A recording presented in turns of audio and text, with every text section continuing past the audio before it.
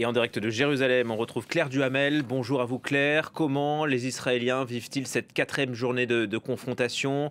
Les écoles sont fermées. Quid des commerces? Les rues sont-elles désertes par exemple?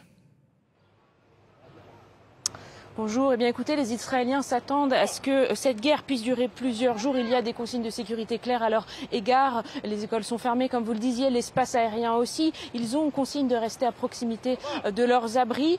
Dans la partie ouest de Jérusalem, il y a évidemment moins de monde dans les rues, mais ce n'est pas non plus désert puisque les attaques de missiles balistiques n'ont pas lieu toute la journée et les gens font quand même leurs occupations, font les courses notamment. Ici, on se trouve à Damascus Gate. C'est la partie palestinienne de la ville, l'entrée de la vieille ville qui se trouve derrière moi. Il y a surtout ici des Palestiniens. La plupart sont toujours dans les rues, confient que certes ils sont un petit peu inquiets, mais que néanmoins la vie quotidienne continue. Derrière ces murs de la vieille ville, il y a la mosquée Al-Aqsa. Elle est toujours interdite aux visiteurs depuis vendredi dernier. C'est ce qui est le plus dans les esprits des Palestiniens de la vieille ville.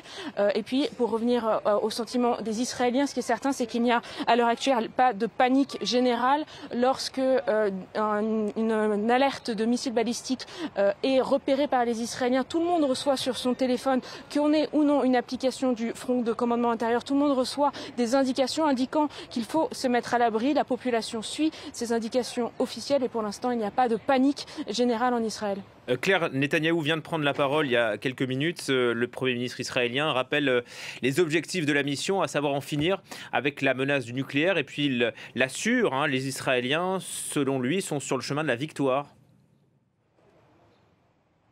Oui, c'est ce qu'a dit aujourd'hui Benjamin Netanyahou. Il dit aussi qu'Israël contrôle désormais le ciel iranien, les avions de combat israéliens. Benjamin Netanyahou avait aussi donné une interview hier à la chaîne américaine Fox News dans laquelle il estimait que si Israël n'intervenait pas militairement en Iran, eh bien l'Iran aurait pu se doter d'une arme nucléaire préliminaire dans les prochains mois. C'est ainsi que les Israéliens justifient ces frappes massives sur le sol iranien. Il y a aussi un objectif politique pour Israël qui est désormais dit de façon de plus en plus explicite. Il s'agit aussi de déstabiliser le pays pour permettre peut-être un changement de régime. On sait que c'est ce que veulent les Israéliens depuis des années. Ça faisait des années qu'ils se préparaient au scénario d'une confrontation directe avec l'Iran, puisque jusqu'à présent, les guerres que mène Israël sont contre ce qu'on appelle ici les proxys iraniens, les alliés de l'Iran, que sont par exemple le Hamas à Gaza ou le Hezbollah au sud Liban. C'est donc la première fois qu'Israël et l'Iran sont dans une confrontation de cette ampleur et pendant plusieurs jours.